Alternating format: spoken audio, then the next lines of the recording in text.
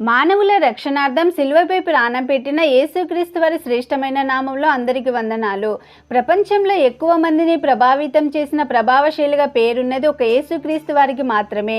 ప్రపంచ జనాభా సుమారు 700 కోట్లుంటే అందులో ఎక్కువ శాతం మంది యేసుని రక్షకుడిగా ప్రభువుగా విశ్వసిస్తున్నారు. అయితే ఆ మధ్యకాలంలో కాప్టిక్ భాషలో రాసి ఉన్న అత్యంత పురాతన పత్రం ఒకటి దొరకడంతో యేసుక్రీస్తు వారు మగ్దలేని మరియని వివాహం చేసుకున్నారని, వారికి పిల్లలు పుట్టారని విపరీతంగా ప్రచారం చేస్తూ వీటిపై అనేక పుస్తకాలు రాస్తూ డిబేట్స్ జరిగాయి, మూవీస్ కూడా తీశారు. అయితే ఈ వీడియో ద్వారా నిజంగా యేసు ప్రభుల వారు మగ్దలేని మరియని వివాహం చేసుకున్నారా, వాటికి సంబంధించిన ఆధారాలు ఏమైనా ఉన్నాయా, అసలు యేసు ప్రభుల వారికి వివాహమైందన్న ప్రచారం ఎలా మొదలైంది, ఆ పురాతన పాపిరస్లో ఏముంది, లాస్ట్ సప్పర్ పెయింటింగ్కి, లినార్డో డావిన్సీ నావెల్కి, ద లాస్ట్ గాస్పెల్ బుక్కి యేసు ప్రభుల వారి వివాహానికి సంబంధం ఏంటి, చారిత్రాత్మకంగా లేదా బైబిల్ ప్రకారం ఏమైనా ఆధారాలు ఉన్నాయా, వీటన్నింటి గురించి క్లియర్గా తెలుసుకోవాలనుకుంటే చివరి వరకు చూడండి. ముందుగా మీకు రిక్వెస్ట్, ఈ వీడియో కొంచెం లెంతీగా ఉంటుంది, బట్ మొదటి నుండి చివరి వరకు కంపల్సరీగా చూడండి. మీరు చాలా విషయాలు తెలుసుకుంటారు. ఈ వీడియో మీకు నచ్చినట్లయితే సపోర్ట్ చేయండి. ఇలాంటి విషయాలు ఇంకా అనేకులు తెలుసుకోవాల్సిన అవసరం ఉంది కాబట్టి వీడియోని లైక్ చేసి మీ ఫ్రెండ్స్కి కూడా షేర్ చేయండి. దాని ద్వారా మీ ముందుకు అనేక వీడియోస్ని తీసుకురాగలుగుతాం. ప్రపంచంలో ఎక్కువ మంది తమ రక్షకుడిగా దేవునిగా భావించి విశ్వసించి ఆయన మాటలానుసారంగా నడుస్తున్న వారెందరో ఉన్నారు. ఇంతమంది మనోభావాలను దెబ్బతీస్తూ వ్రాసిన పుస్తకమే ద లాస్ట్ గాస్పెల్. 5వ శతాబ్దంలో దొరికిన చిన్న ముక్కలు ఉన్న మాటలను బట్టి క్రీస్తునకు మగ్దలేని మరియతో అక్రమ సంబంధాన్ని అంటగట్టారు. వాస్తవంగా యేసు ప్రభుల వారు జీవించిన కాలము 1వ శతాబ్దము, వీరికి దొరికిన పాపిరస్ 5వ శతాబ్దంలోనిది. అంటే యేసు ప్రభుల వారు మరణించిన 500 సంవత్సరాలకు సంబంధించిన పేపర్ ముక్కను చూసి యేసు ప్రభునకు వివాహమైందని ఊహించి వ్రాసిన పుస్తకమే ద లాస్ట్ గాస్పెల్. బారీ విల్సన్ అండ్ సించర్ జాకోబిచ్లు రచించిన ద లాస్ట్ గాస్పెల్ పుస్తకంలో యేసునకు మగ్దలేని మరియతో వివాహమైనట్టుగా, వారికి 2 పిల్లలు పుట్టినట్లుగా చిత్రీకరించి డావిన్సీ కోడ్ అనే నావల్ ద్వారా ప్రేరణను పొంది వ్రాసారు. యేసుక్రీస్తు వారు వివాహితుడన్న తప్పుడు కథనాన్ని అనేక తెలుగు, ఇంగ్లీష్ వార్తాపత్రికల్లో కూడా ప్రచురం చేశారు. అసలు యేసు ప్రభుల వారి వివాహం చేసుకున్నారనే వివాదం ఎలా మొదలైందో లినార్డో డావిన్సీ నావల్లో ఏముందో ఇప్పుడు తెలుసుకుందాం. యేసు ప్రభుల వారు వివాహం చేసుకున్నారనే వివాదం మొదలవడానికి కారణం లినార్డో డావిన్సీ పెయింటింగ్. ఈ వివాదం అక్కడి నుండే మొదలైంది. ఆ పెయింటింగ్ వేసినప్పటి నుండి ఇప్పటి వరకు ఏం జరిగిందో క్లియర్ గా తెలుసుకుందాం. లినార్డో డావిన్సీ గురించి తెలియని వాళ్ళు చాలా తక్కువ మంది ఉంటారు. ప్రపంచంలోనే ది బెస్ట్ పెయింటర్. యేసుక్రీస్తు వారిని సిలువ వేసే ముందు తన 12 మంది శిష్యులతో కలిసి ఒక విందులో పాల్గొంటారు. దాన్ని ఆధారంగా చేసుకొని లినార్డో డావిన్సీ ఒక అద్భుతమైన పెయింటింగ్ ని గీశాడు. దాని పేరే ద లాస్ట్ సప్పర్. ఈ లాస్ట్ సప్పర్ పెయింటింగ్ మనకు మ్యూజియంలో కనిపించదు. ఇటలీలోని మిలాన్లో శాంత మరియు ఢిల్లీ గ్రీజ్ అనే కాన్వెంట్లోని డైనింగ్ హాల్ గోడ మీద 15వ శతాబ్దంలో డావిన్సీ బొమ్మని గీశాడు. ఇది మనం అనుకునే దానికంటే చాలా పెద్దగా ఉంటుంది. దీన్ని వేయడానికి డావిన్సీకి 3 సంవత్సరాలు పట్టిందంట. బైబిల్లోని యోహాను సువార్త 13వ అధ్యాయం 21వ వచనాన్ని ఆధారంగా తీసుకొని ఈ బొమ్మని గీశాడు. ఈ వచనంలో యేసుక్రీస్తు వారు ఆయన శిష్యులతో మీలో ఒకడు నన్ను రోమన్స్ కి అప్పగిస్తాడని చెప్తాడు. అయితే జీసస్ తనని ఒకరు పట్టిస్తారని చెప్పిన తర్వాత శిష్యుల రియాక్షన్ ఎలా ఉంటుందో ఊహించుకొని గీసిన పెయింటింగ్ ఇది. మనం ఈ పెయింటింగ్ ని బాగా గమనిస్తే వారి ఫేసెస్ లో ఆందోళన బాగా కనిపిస్తుంది. బైబిల్ ప్రకారం ది లాస్ట్ సప్పర్ లో అందరు సర్కిల్లో కూర్చుంటారు, కానీ డావిన్సీ గీసిన పెయింటింగ్ లో అందరూ ఒక లైన్ లో కూర్చుంటారు. దానికి ఒక రీజన్ ఉందని కొంతమంది పండితులు చెప్తున్నారు. డావిన్సీ పెయింటింగ్ వేయక ముందు కొన్ని వందల లాస్ట్ సప్పర్ పెయింటింగ్స్ ఉన్నాయి. అవన్నీ ఫేమస్ కాదు, అందుకే వాటి గురించి మనకు తెలియదు. డావిన్సీ పెయింటింగ్ వేయడానికి వాటిని రెఫరెన్స్ గా తీసుకున్నాడు. ఆ పెయింటింగ్స్ కి ఈ పెయింటింగ్ కి చాలా సిమిలారిటీస్ ఉంటాయి. ఈ పెయింటింగ్ మీద అనేక మంది చాలా పరిశోధనలు చేసి అనేక పుస్తకాలు రాశారు. అందులో ముఖ్యంగా డాన్ బ్రౌన్ అనే హిస్టారికల్ ఫిక్షన్ నవల రచయిత ఈ పెయింటింగ్ లోని అనేక సీక్రెట్స్ ని ప్రస్తావిస్తూ డావిన్సీ కోడ్ అనే నావెల్ని రాశాడు.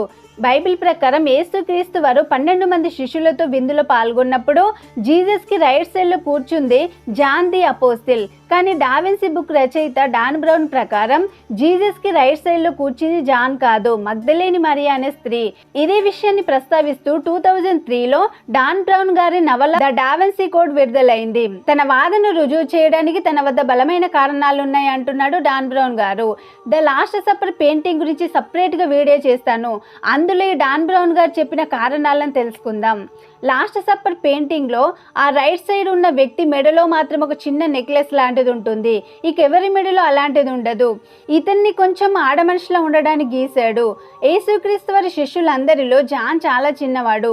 అన్ని పెయింటింగ్స్లో జాన్ జీసస్ పక్కనే ఒక వైపు వాలిపోయి ఉంటాడు. అందరిలో చిన్న ఏజ్ కాబట్టి చూడడానికి కొంచెం ఆడవారిలాగే కనిపిస్తాడు.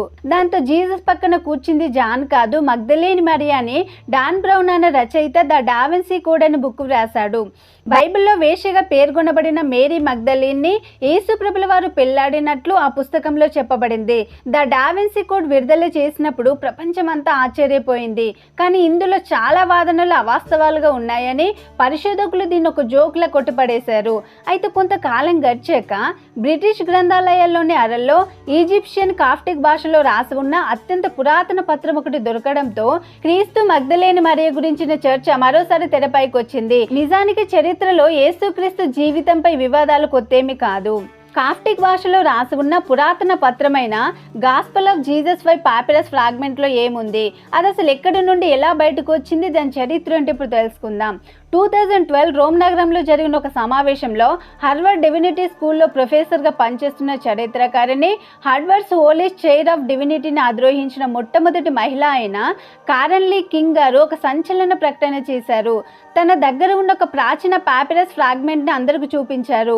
ప్రాచీన ఈజిప్షియన్ కాఫ్టిక్ భాషలో వ్రాయబడిన ఆ చిన్న పేపర్ ముక్కలో మొత్తం 8 లైన్లు ఉండగా ఇందులో 4వ లైన్లో జీసస్ వారితో చెప్పాడు, నా భార్య అని ఉంది.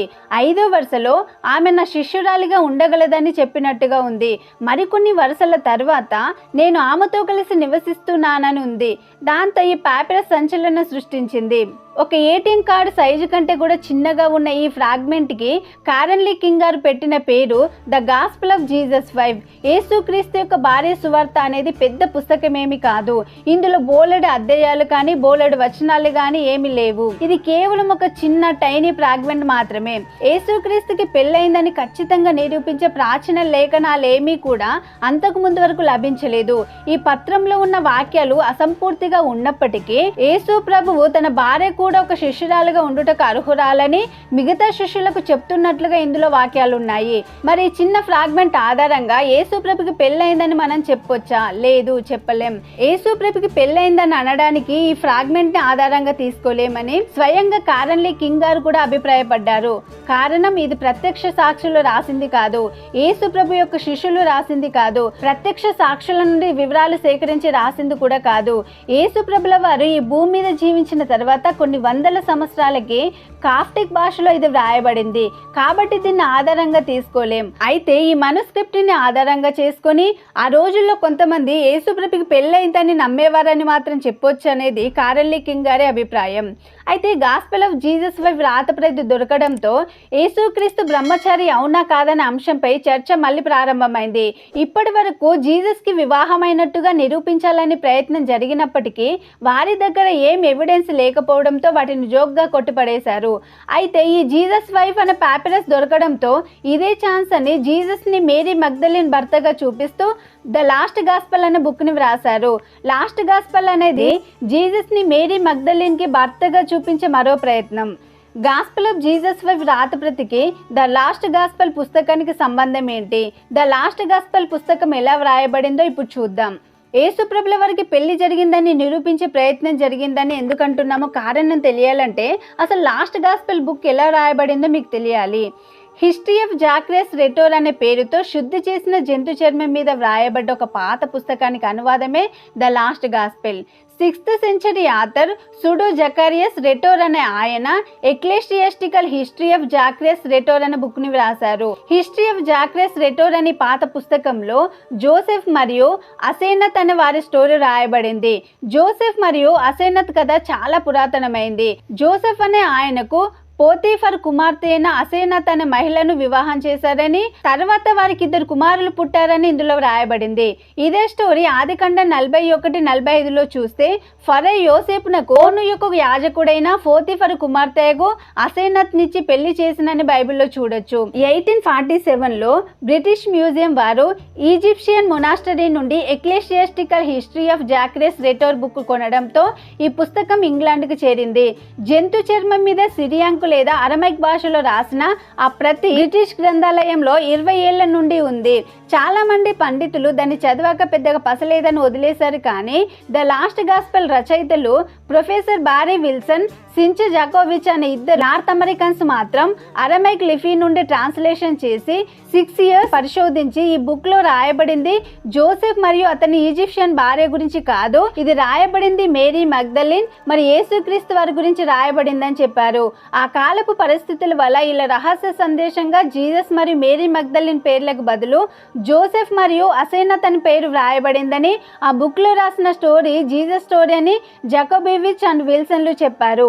అక్కడ రాయబడింది జీసస్ స్టోరీ అని ప్రూవ్ చేయడానికి వారు ఏం చెప్తున్నారంటే, బైబిల్లో యేసుక్రీస్తు వారు 8 రోజుల వయసు నుండి 30 సంవత్సరాల వయసు వచ్చే వరకు, అనగా సిలువ వేయడానికి 3 సంవత్సరాల ముందు ఆయన తన సేవను ప్రారంభిస్తారు.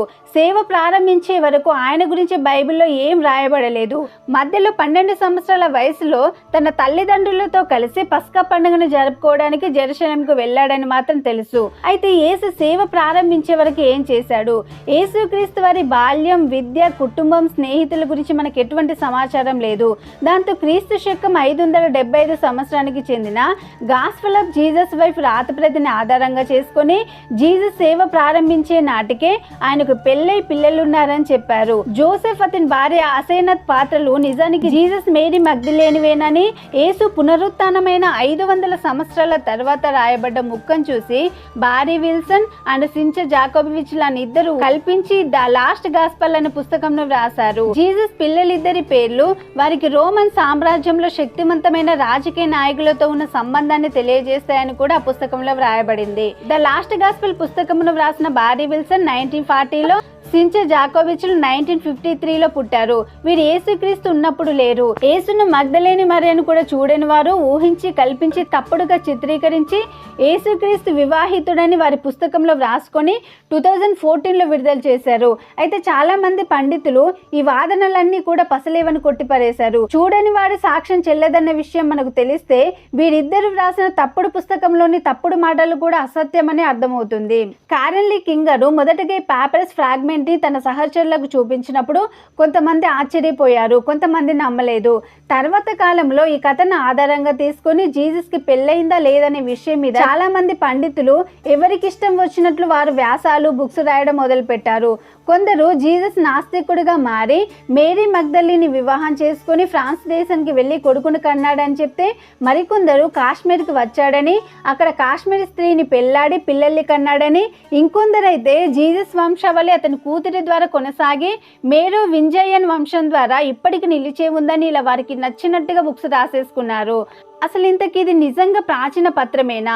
తలాతోకలేని చిన్న పేపర్ ముక్కను పట్టుకొని ఇందులో ఉన్న విషయాలు నిజమే అని మనం నమ్మొచ్చా? గాస్పెల్ ఆఫ్ జీసస్ వైఫ్ రాత ప్రతి నిజమా అబద్ధమా?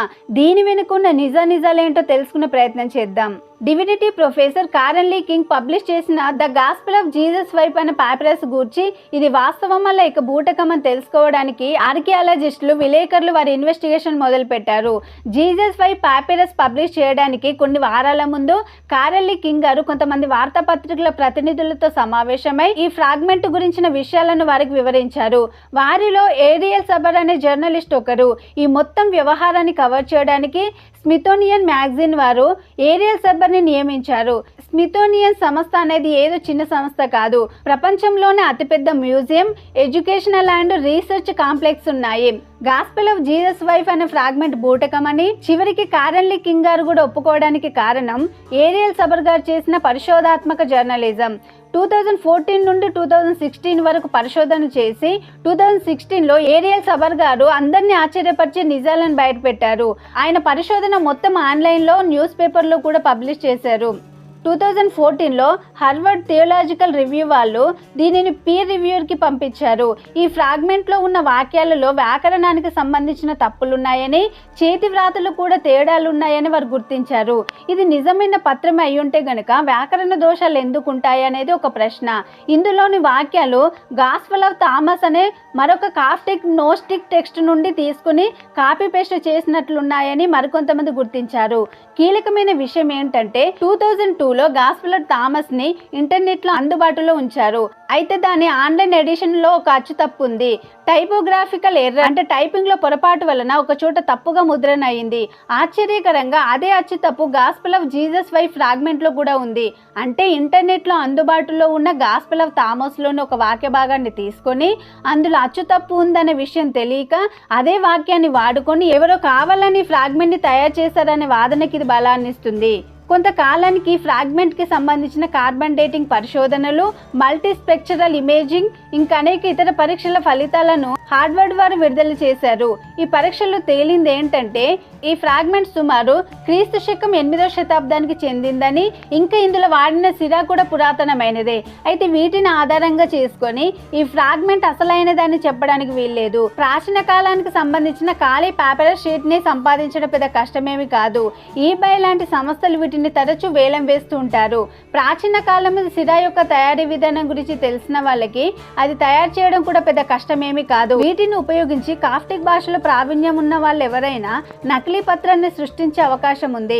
1980లో మార్క్ హోమ్ఫాన్ అనే వ్యక్తి ఈ విధంగానే పురాతన కాలానికి సంబంధించిన పాపిరస్ సిరా ఇంకా కొన్ని రసాయన మిశ్రమాలను ఉపయోగించి నకిలీ పత్రాలను సృష్టించి నిపుణులను సైతం బోల్తా కొట్టించాడు. అతని మోసం బయటపడేలోగా ఈ నకిలీ పత్రాల ద్వారా $20 లక్షల సంపాదించాడు. లండన్లోని ది బ్రిటిష్ మ్యూజియం, న్యూయార్క్లోని the metropolitan museum of arts, ప్యారిస్లోని ప్రపంచంలోనే అతిపెద్ద ఆర్ట్స్ మ్యూజియం లోవే లాంటి ప్రతిష్టాత్మకమైన సంస్థలనే ఫోర్జరీ చేసి వాళ్ళని మోసగించేవారనే విషయం గమనించాలి. అందువలన కారెల్లీ కింగ్ గారికి ఆమెను విమర్శించే వారికి మధ్య వాదోపవాదాలు జోరుగా సాగాయి. అందరూ కూడా పాపిరస్ ఫ్రాగ్మెంట్ గురించి, అందులో వాడిన సిరా గురించి, అందులో వ్రాయబడిన వాక్యాల గురించి పరిశోధన చేస్తున్నారు. కానీ ఏరియల్ సబర్ గారు మాత్రం అసలు ఈ ఫ్రాగ్మెంట్ ఎక్కడ నుండి వచ్చింది, దాని పూర్వాపరాలు ఏమిటి, ఇది ఎవరెవరి చేతులు మారింది, మొట్టమొదటగా భూమిలో నుండి తవ్వి బయటకు తీసింది ఎవరు, కారెల్లీ కింగ్ చేతులకి రాకముందు ఈ ఫ్రాగ్మెంట్ ఎవరి దగ్గర ఉంది అనే కోణంలో పరిశోధనలు మొదలుపెట్టాడు. ఈ పాపిరస్ ని కారెల్లీ కింగ్ ఇచ్చిన వ్యక్తి తన వ్యక్తిగత విషయాలు బయట పెట్టొద్దని కోరడంతో ఆ వ్యక్తి గురించి కారెల్లీ కింగ్ ఎవరికి చెప్పలేదు. కానీ అతనితో జరిపిన ఈమెయిల్ సంభాషణ వివరాలను కారెల్లీ కింగ్ ఏరియల్ సబర్ గారికి పంపించారు. తన దగ్గరికి పాపిరస్ ఎలా వచ్చిందనే విషయాలను అజ్ఞాత వ్యక్తి ఈమెయిల్లో వివరించారు. అయితే అతను చెప్తున్న విషయాలు పొంతన లేకుండా ఉన్నాయని ఏరియల్ సబర్ గారు గుర్తించారు. ఈ పాపిరస్ ఫ్రాగ్మెంట్ తన దగ్గరికి ఎప్పుడు, ఎక్కడ, ఎలా వచ్చిందనే దాని గురించి ఈ అజ్ఞాత వ్యక్తి కారెల్లీ కింగ్ ఒక కథ చెప్పాడు. హన్స్ అల్రిచ్ లాకాంప్ అనే వ్యక్తి 1963లో అప్పటి తూర్పు జర్మనీ దేశంలోని పోర్ట్స్డామ్ అనే పట్టణంలో కొన్ని పాపిరస్లను సంపాదించాడని, అతని దగ్గర నుండి 1999లో తాను 6 కాప్టిక్ పాపిరస్లను కొనుగోలు చేశానని, దానికి సంబంధించిన సేల్స్ కాంట్రాక్ట్ యొక్క ఫోటో కాపీని అతను కారెల్లీ కింగ్ ఇచ్చాడు. ఒరిజినల్ సేల్స్ కాంట్రాక్ట్ కాకుండా ఫోటో కాపీని ఇచ్చిన విషయాన్ని మనం గమనించాలి. అయితే మరొక ఈమెయిల్లో ఈ పాపిరస్లను తను 1997లో కొనుగోలు చేశానని పొంతనలేని మాటలు చెప్పాడు. అంతేకాకుండా జర్మనీలోని బెర్లిన్ నగరంలో ఉన్న ఫ్రీ యూనివర్సిటీలో ప్రొఫెసర్గా పనిచేసిన ఈజిప్టాలజిస్ట్ పీటర్ ముర్రో గారు 1982లో లాకాంప్కి ఒక ఉత్తరం రాశారని, దాని యొక్క ఫోటో కాపీ కూడా అజ్ఞాత వ్యక్తి కారెల్లీ కింగ్ ఇచ్చాడు. ఆ ఉత్తరంలో ఉన్న దాని ప్రకారం ముర్రో గారి సహచరులు ఒకరు ఈ పాపిరస్ను పరిశీలించగా ఒక పాపిరస్లో యోహాను సువార్తలోని వచనాలు ఉన్నట్లు గుర్తించారు. దీనితో పాటు మరొక ఉత్తరం యొక్క ఫోటో కాపీ కూడా ఉంది. ఆ ఉత్తరం ప్రకారం ఒక చిన్న పాపిరస్ ఫ్రాగ్మెంట్లో ఉన్న వాక్యాలను బట్టి అందులో యేసు ప్రభు తన భార్య గురించి ప్రస్తావించారని, యేసు ప్రభుకి పెళ్ళైందని అనడానికి ఇది ఆధారంగా ఉపయోగపడుతుందని మున్రో గారి సహచరులు భావించారు. అయితే ఈ ఉత్తరం చేత్తో రాసిన ఉత్తరం, దీని మీద సంతకం కానీ తేదీ కానీ లేకపోవడం గమనించాలి. మరొక విషయం ఏంటంటే అజ్ఞాత వ్యక్తి చెప్పిన ఈ కథలో ఉన్న వారెవరూ కూడా ఇప్పుడు లేరు, అందరూ చనిపోయారు. పీటర్ మున్రో గారు 2009లో చనిపోయారు. ఈ పాపిరస్ను పరిశీలించాడని చెప్పబడుతున్న మున్రో గారి సహచరుడు 2006లో మరణించారు. హన్స్ అల్రిచ్ లాకాంప్ 2002లో మరణించారు. కాబట్టి అజ్ఞాత వ్యక్తి చెప్పిన కథ నిజమో కాదో తెలుసుకోవడం కష్టంగా మారింది. అయితే లాకాంప్ అమెరికాకు వలస వెళ్ళినప్పుడు తనతో పాటు ఈ పాపిరస్లను తీసుకొచ్చాడని ఒక ఈమెయిల్లో ఉంది. దాన్ని బట్టి లాకాంప్ అమెరికాలో నివసిస్తున్నప్పుడు ఈ పాపిరస్లను అజ్ఞాత వ్యక్తికి అమ్మినట్లు తెలుస్తుంది. ఏరియల్ సబర్ గారు వారు పబ్లిక్ డాక్యుమెంట్స్ అన్ని వెతకగా 1997లో హన్స్ అల్రిచ్ లకాంప్ దంపతులు జర్మనీ నుండి అమెరికాలోని ఫ్లోరిడాకు వచ్చి ఒక ఇల్లు నిర్మించుకొని అక్కడ నివాసం ఏర్పరచుకున్నారని తెలిసింది. అక్కడికి వెళ్ళి లకాంప్ గురించి విచారణ చేస్తే ఆ దంపతులిద్దరు చైన్ స్మోకర్స్ అని, వారు ఎక్కువగా ఒంటరిగా ఉండేవారని, లకాంప్ భార్య లాండ్రీ షాప్లో పనిచేసేదని, లకాంప్ ఒక టూల్ మేకర్ అని, అతడు పెద్దగా చదువుకోలేదని, హై స్కూల్ విద్య కూడా పూర్తి చేయలేదని తెలిసింది. ఈ విషయాలు తెలుసుకున్న ఏరియల్ సబర్ గారికి చాలా ఆశ్చర్యం కలిగింది. ఎందుకంటే సాధారణంగా ఒక మనుస్క్రిప్ట్ కలెక్టర్కు ఉండాల్సిన నేపథ్యం ఇది కాదు. ఏరియల్ సబర్ గారు చేసిన ఇన్వెస్టిగేషన్లో స్పష్టంగా తెలిసింది ఏంటంటే అజ్ఞాత వ్యక్తి పేరు వాల్టన్ ఫ్రిడ్జ్. వాల్టన్ ఫ్రిడ్జ్ నోరు తెరిస్తే అన్ని అబద్ధాలే. తానే ఒక నకిలీ పేపర్స్ని సృష్టించి లకాంప్ దగ్గర నుండి కొన్నానని చెబుతూ నకిలీ సేల్స్ కాంట్రాక్టును, ఇంకా పీటర్ ముండ్రో గారు ఇచ్చారని చెప్తున్న కొన్ని నకిలీ ఉత్తరాలను సృష్టించారు. మహామాటకారి, తన మాటలతో అందరినీ ఒప్పించగలడు. నమ్మిన వారిని నట్టెట్టి ముంచే రకం. సొంత భార్యతో కలిసి సామూహిక శృంగారంలో పాల్గొంటూ వాటిని సినిమాలుగా చిత్రీకరించి అశ్లీలమైన వెబ్సైట్లో ప్రసారం చేసేవాడు. ఇలాంటి దరిద్రమైన వ్యక్తిత్వం ఉన్నవాడు యేసు ప్రభు గురించి ఏదో ఒక కట్టుకథ అల్లితే అదే నిజమని నమ్మేవాళ్ళు కూడా ఉండటం మన దౌర్భాగ్యం. గాస్పెల్ ఆఫ్ జీసస్ వైఫ్ అనే పేపరస్ ఫ్రాగ్మెంట్ ని దాదాపుగా 4 సంవత్సరాల పాటు కారెల్ కింగ్ సమర్థిస్తూ వచ్చింది. కానీ ఏరియల్ సబర్ గారు ఇన్వెస్టిగేషన్ చేసి బయటపెట్టిన నిజాలను తెలుసుకున్నాక ఆమె కూడా ఈ ఫ్రాగ్మెంట్ నకిలీదై ఉండొచ్చు అనే అభిప్రాయానికి వచ్చారు. ఆమె స్వయంగా ఏరియల్ సబర్ గారికి ఫోన్ చేసి మీరు వెలికి తీసిన వాస్తవాలు నిజంగా చాలా ఉపయోగకరంగా ఉన్నాయని చెప్పారు. వాల్టన్ ఫ్రిడ్జ్ తో అనేక ఈమెయిల్ సంభాషణలు జరిపారు. 2011 డిసెంబర్లో వ్యక్తిగతంగా కూడా కలిశాను. కానీ అతడు ఫ్రీ యూనివర్సిటీలో ఈజిప్టాలజీ ఇన్స్టిట్యూట్లో చదువుకున్న విషయం కానీ, తనకు కాఫ్టిక్ భాష వచ్చిన విషయం కానీ, సొంత భార్యతో కలిసి అశ్లీలమైన చిత్రాలు తీసిన విషయం కానీ నాకెప్పుడు చెప్పలేదు. అతను నాకు అన్ని అబద్ధాలే చెప్పాడని కారెల్ కింగ్ గుర్తు చేసుకున్నారు. ఏరియల్ సబర్ గారు ఇన్వెస్టిగేట్ చేసి వెలికి తీసిన ఈ విషయాలన్నింటినీ ది అట్లాంటిక్ మ్యాగజైన్ వారు ప్రచురించారు. అలాగే విషయాలన్నీ తెలుసుకున్నాక కారెల్ కింగ్ గారు ఏమని స్పందించారో కూడా ఇదే మ్యాగజైన్లో ప్రచురితమైంది. ఒకవేళ మీరు వాటిని చదవాలనుకుంటే గనుక ఏరియల్ సబర్ గారు ఇన్వెస్టిగేట్ చేసి చెప్పిన మొత్తం ఇన్ఫర్మేషన్, ఈ వీడియోలో చెప్పిన ఇన్ఫర్మేషన్ కూడా బైబిల్ సీక్రెట్స్ తెలుగు అనే బ్లాగ్లో పోస్ట్ చేస్తాం. వెబ్సైట్ లింక్ డిస్క్రిప్షన్లో ఇస్తాం. ఆ లింక్ని క్లిక్ చేసి చదవచ్చు. యేసుక్రీస్తు వారికి వివాహం జరిగినట్టు బైబిల్లో ఏమైనా ఆధారాలు ఉన్నాయా? యేసుతో కలిసి జీవించిన వారి మాటలను ఇప్పుడు పరిశీలిద్దాం. పరలోకపు తండ్రి యొక్క ప్రియకుమారుడైన యేసుక్రీస్తు వారికి వివాహం అయినట్టుగా బైబిల్లో వ్రాయబడిందా? లేదు. ముమ్మాటికి యేసుక్రీస్తు వారు వివాహితుడు కాడు. సుమారు 40 మందితో 1600 సంవత్సరాల కాలంలో పరిశుద్ధాత్మ ప్రేరణతో వ్రాయించిన దేవుని గ్రంథమే ది బైబిల్. లూకా సువార్త 24:44లో మోషే ధర్మశాస్త్రంలోనూ ప్రవక్తల గ్రంథంలోనూ కీర్తనల్లోనూ నన్ను గూర్చి వ్రాయబడినవన్నీయు, అంటే తన గూర్చిన విషయాలన్నీ ఒక బైబిల్లోనే ఉన్నాయని యేసుక్రీస్తు వారు అంటున్నారు. 1 యోహాను 4:14లో తండ్రి తన కుమారుని లోకరక్షకుడిగా ఉండుటకు పంపి ఉండుట మేము చూసి సాక్ష్యమిచ్చుచున్నామని యేసుతో కలిసి జీవించిన వాళ్ళు చెప్తున్నారు. మత్తయి 13:53లో ఆయన స్వదేశంనకు వచ్చి సమాజ మందిరంలో వారికి బోధించుచుండెను. అందువలన వారు ఆశ్చర్యపడి ఈ జ్ఞానమును, ఈ అద్భుతములు ఇతనికి ఎక్కడి నుండి వచ్చినవి? ఇతడు వడ్లవాని కుమారుడు కాడా? ఇతని తల్లి పేరు మరియ కాదా? యాకోబు, యోసేపు, సీమోను, యూదా అనువారు ఇతని సోదరులు కారా? ఇతని సోదరి మనులందరూ మనతో ఉన్నవారు కారా? క్రీస్తు కుటుంబము ఎవరో వారిని గూర్చి పైవచనంలో చెప్పబడింది. ఒకవేళ యేసునకు మగ్దలేని మరియతో వివాహం జరిగి ఉంటే ఇతని భార్య మగ్దలేని మరియ కాదనే మాట ప్రస్తావించబడేది. కానీ లేదు. సమాజంలో ఆయనంట పడిన వారు చెప్తున్న మాటలను మత్తయి గారు వ్రాసారు.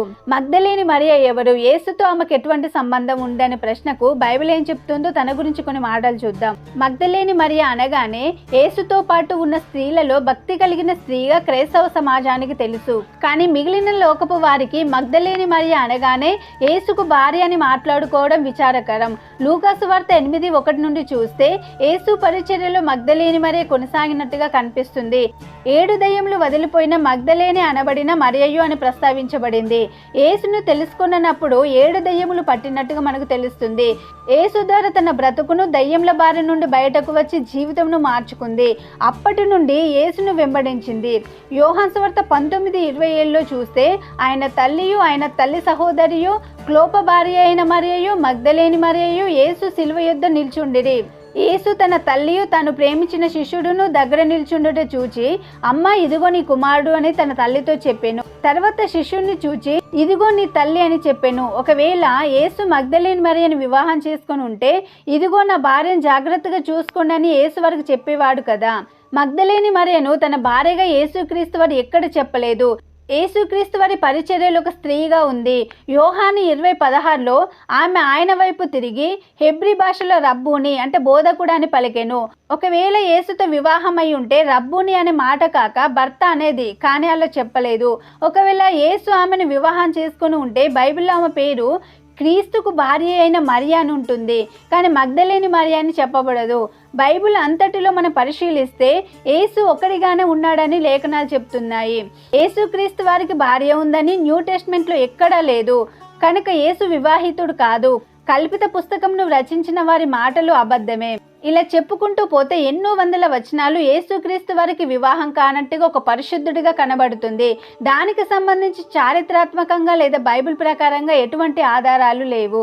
బైబిల్లోని న్యూ టెస్ట్మెంట్లో ఉన్నవాళ్ళు యేసుక్రీస్తు వారితో కలిసి తిరిగిన వాళ్ళు, కలిసి భోజనం తిన్న వాళ్ళుగా, కలిసి పరిచర్య చేసేవాళ్ళుగా, ఆయన అడుగుజాడల్లో నడిచేవారన్న విషయం మనకు తెలుసు.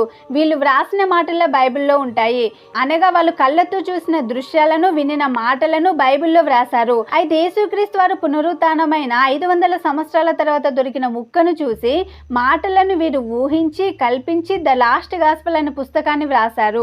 ప్రజాకోర్టులో మన కళ్ళతో చూసిన సాక్ష్యాలు చెల్లుతాయని, చూడని వారి సాక్ష్యం చెప్తే చెల్లదన్న విషయం మనకు తెలుసు. మరి చూడని వారి సాక్ష్యం చెప్తే చెల్లనప్పుడు మరి యేసుని చూడని వారి సాక్ష్యం చెప్తే ఎలా చెల్లుతుంది? చెల్లదు. ప్రత్యక్ష సాక్షిగా ఉన్న మత్తయి మాటలను నమ్మాలా లేక ఇప్పుడు వచ్చిన వాడు అంటున్న మాటలు నమ్మాలన్నది మీరే ఆలోచించండి. మత్తయి 13:53లో యేసుక్రీస్తు వారి వివాహం గూర్చి కానీ పిల్లల గూర్చి కానీ చెప్పబడలేదు.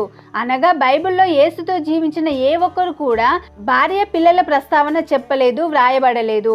మేమును పరిశుద్ధాత్మయు సంగతులకు సాక్షులమై ఉన్నామని అపోస్తల కార్యం 5:32లో చెప్తున్నారు. యేసుతో జీవించిన వారి మాటల సాక్ష్యంలో ఎక్కడనూ కూడా వివాహం గూర్చి ప్రస్తావన జరగలేదు. ఇంత క్లియర్గా బైబిల్లో వ్రాసి ఉండగా యేసు పునరుత్థానమై కొన్ని వందల సంవత్సరాల తర్వాత యేసు వివాహితుడని కల్పించి ఊహించి వ్రాసిన పుస్తకమును బట్టి యేసు వివాహితుడని చెప్పడం ఎంతవరకు కరెక్ట్? మగ్దలేని మరియతో యేసుక్రీస్తు వారి వివాహమైనట్లుగా ఆధారాలు సృష్టించాలని the Da Vinci code, lost gospel, the gospel of Jesus wife లాంటివి తీసుకొచ్చి ఆయన మీద బురద జల్లాలని చూసినప్పటికీ దీనికి ఖచ్చితమైన చారిత్రక లేదా సాంప్రదాయక ఆధారాలతో నిరూపించబడలేదు. మొత్తంగా చెప్పాలంటే యేసుక్రీస్తు వారికి వివాహమైనట్లుగా చారిత్రక లేదా బైబిల్ ప్రామాణికంగా ఎలాంటి ఆధారాలు లేవు. లాస్ట్ గాస్పెల్ ఒక వేస్ట్ గాస్పెల్గా మిగిలిపోయింది.